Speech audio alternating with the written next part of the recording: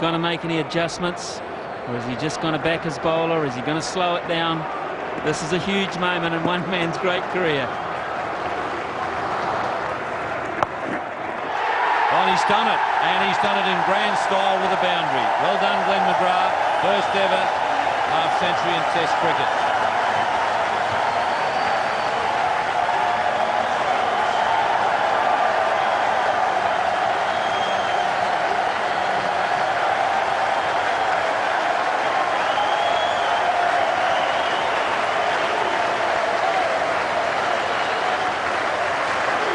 That is just magnificent. I think that behind the smiles there might even be just a tear or two there too. Just fantastic. The longest ovation for a 50 in the history of the game. Is one who'll stay around there. He's very difficult to get out. He does the right thing by the batsman at the other end. In this case, it was the number 11 he was doing the right thing by. And there is the magic moment. First half-century in Test match cricket.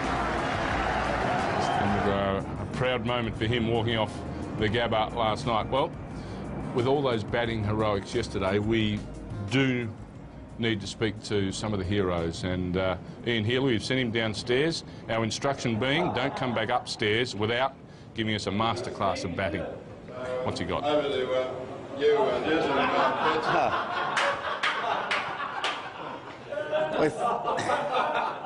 It's obviously a pretty good batting day for you today, but you're going to be the subject of a batting masterclass. Today's masterclass is shots all round the wicket. And, how did it feel, Glenn, when you're walking out to bat yesterday? Did you know something special was on? Just another day at the office, yeah. You know, just going out there. I was happy Dizzy was at the other end because, you know, he generally hangs around. My previous top scores have been with Jason, so I was feeling pretty confident. Now, Dizzy, you haven't got a Test match 50 yet. It's up to him to support you now. Yeah, it is. It's about time he returns a favour. Other teammates let me down in the past, and so I'm hoping that Glenn can hang around and hopefully it don't take too long. Hopefully I can get there by lunch. Now, you guys aren't really known for your deep thinking, but it's all about thinking when you're batting, Glenn, isn't it? And apparently you were very keen not to sweep. To be honest, I've never known a batsman to actually think, but I was telling myself not to sweep and not to pull, and as soon as I saw the ball where it was I couldn't control it. Actually, it was quite funny, Heels, because between overs, Glenn kept saying to me, Dizzy, I'm not going to sweep, I'm not going to sweep, I'm not going to pull. And first ball, as soon as he faced it, he's sweeping and pulling, so it was quite funny out there. A bit of new equipment too, Pidge. Have you ever had a new bat before? Yeah, about 6 years ago. So I thought it was about time to upgrade. Come back from India. Yeah, I think I'd used all my runs up in the bat and needed a new one, and there's plenty in this one. Steve Waugh was well known as a quote in the World Cup when Herschel Gibbs dropped that famous catch. Did you mention it to Mark Richardson yesterday? That could be the Trans-Tasman Cup you've just dropped, pal? Not quite that. I did thank him and said, I owe you one. He said, you can buy me a beer after the game. I think it's changed to a keg or a couple of cartons, but we'll see how we go. Did anyone in the room think that we were going to damage New Zealand when that catch went down? Did we say they're going to... They are going to pay for that, was the quote, would it be? Well, Glenn and I were talking, and we did say, let's make them pay now. And and I think we've gone part way towards that. Now, Dizzy, what about you, mate? I've dubbed you the occupator. 50 balls is the average time you spend at the crease, and now you're starting to make some runs with it. Feeling good? Yeah, not too bad.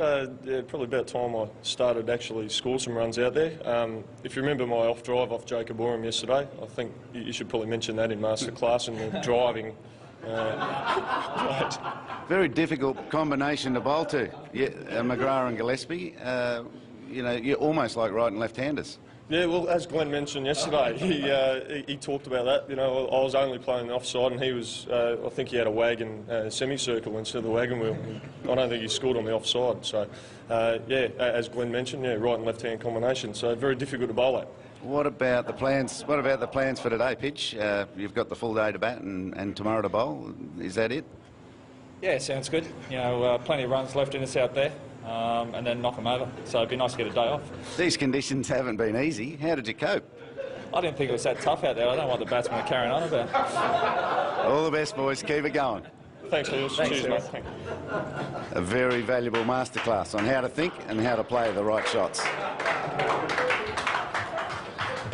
A-grade effort from Ian Healy there in the Australian dressing room with a couple of yesterday's heroes.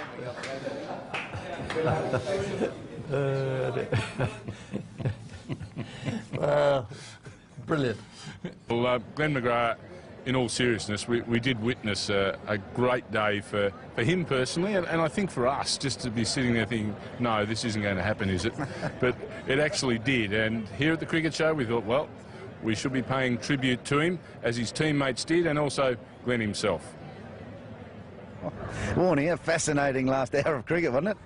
Mate, it was amazing. We had all the zinc cream on, and you usually wait till he walks out the door before you put your whites on, McGrath, but we waited for him out the door, put the whites on. We all sort of sat down because we thought it'll only last a couple of overs. Glenn McGrath would love it. Compelling personal stories from the battlefield. He might have one or two of his own in the cricket field this afternoon, whether it'll be a test match 50 or maybe a quick bowl at the New Zealanders. 2 or 3 quick wickets tonight. Whatever it is, the crowd are ready. Oh, and that's pulled away in the air. It's going to be out-caught, though. Oh, he's knocked it. Pidgey, everything went to plan. Yeah, even I think I owe Richo a beer after the game for putting that one down, but yeah, one of those things. Turning point, maybe that sweep shot. What was going through your mind? 6 over mid-wicket? Yeah, it was just they hadn't put anyone back there, so I thought if he tosses up, I'm going it, and actually hit one in the middle, so I was pretty happy. And Glenn McGrath this time, a real biggie over mid-wicket. Boy, how will McGrath enjoy that. Well, Gilly, you were the only man that was in the viewing room early in his innings. Did you know something special was on? I was backing him all the way, although I had my hands all taped up ready to go out and keep, but not needed. But that is the funniest hour and a half cricket I've ever seen. I think it was actually 3:39. I looked up at the clock and Darren Lehman walked into the dressing room and said he felt that we should bring him in, but Gilly and I had a bit of faith in those two out there, and an hour and a half later and 90 runs, they've done a pretty good job. Graham's offside corner, he gets 4 more over the top. He's playing that hook shot, pull shot brilliantly. Well, he's definitely going for it, and he's hit a big one. Well, he's done it, and he's done it in grand style with a boundary. Well done, Glenn McGrath. First ever half-century in Test cricket. Well, Des, you were out there for the big moment. How pumped was he? He was pretty pumped. Didn't know quite what to do. Haven't been, haven't been out in the middle when people make milestones too often. So yeah, he was sort of umming and ahhing. I ended up giving him a hug. I think he deserved it. Well, Clarkie, how good was that? It was unbelievable. That's close to the best thing I've ever seen in cricket. Pidgey's worked so hard on his batting in the nets, and he honestly deserved to score 50. I'm sure Mark will be sitting at home, probably not with a smile on his face. And hopefully this time Mark will actually pay up. I had a bet with him in 1997 for $1,000 that Pigeon will get a first-class 50. He refused to pay when there was lob-ups. I think it was Worcestershire versus Notts, and they're buying lob-ups and Pigeon got 50. So I've already been on the phone to him, and he's had his phone off. So hopefully he gets the message, and I'll be able to speak to him. We might have a ceremony of handing the cash over. Did you have any inkling that he was onto it? As Clarkie said, he had all new gear, and he put a lot of love into the pads and taping them up the right way and cutting off a few logos that aren't allowed on there. But he made the comment, he came in, he's got Michael Bevan's name on the sticker on his bat. He just announced that Michael Bevan will now be using a Glenn McGrath bat. Well, Wolf, how were the rooms when that debacle was happening? Pretty excited for the pest, yeah. We're pretty happy for him. He's going to be particularly pesky from now on, I reckon. He will be. He'll be throwing things around. He's already calling himself Bradman, so we're a bit worried about that. No inkling, no big statements prior to the innings? No, we saw him net this morning. It was the worst net you've ever seen, so we're pretty surprised he got that many. What a remarkable day's play has ended with Jason Gillespie on 43 and Glenn McGrath with his first Test half-century. Did you know that you're in good form, or did you feel good? Yeah, I felt good. You know, in India I've been playing the quicks pretty well and feeling pretty comfortable in the net, so it's just a matter of time. Yeah, the Australian cricket team's greatest pest brings up his first Test half-century. Will he get a second? I think he might, because he's talented. We know how he can hit flies in mid-air. He can pick you off with a grape from anywhere.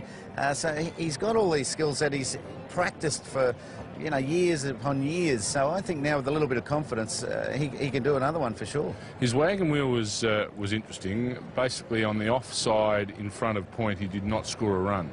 No, and that's quite normal. In the nets, as well, you just said he was talented. Yeah, he's very talented on the leg side, hopeless on the offside, but he's used to just picking them out of the back of the net, so he either nicks them or runs them down to third man, picks them out of the back of the net, and he was able to do it in a game today. I like the fact that he said, Matthew Hayden averages 55, I average 7, right? So in relation to Matthew Hayden, this 50 is like me scoring 450. And I think he's drawing a long bow there. You played a lot of cricket with him. Watching on the telly, he takes things so seriously, you know, with the batting.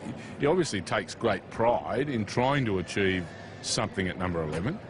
Oh, certainly. And while he's been out with these injuries in the last 10 months, he's worked on his batting. So his batting's probably improved. He does hit them well in the nets at times, and everyone sort of thinks, you know, there's runs there somewhere for sure. And now he might have found them. Well, good work there, Heels, catching up with Australia's new batting sensation in Glenn McGrath. What do you think is going to happen here? I think they're going to continue to use the pitch really well. The Quicks are bowling well, and now Warney's got a wicket. That's exactly what New Zealand didn't want to happen, and Warney will be hard to get on top of. The Quicks will operate down breeze into that cross crack that's appeared on the pitch. So I think New Zealand are in for a tough, torrid afternoon and possibly could be over today. Thanks for your time today. Pleasure. More Cricket Show right after this break.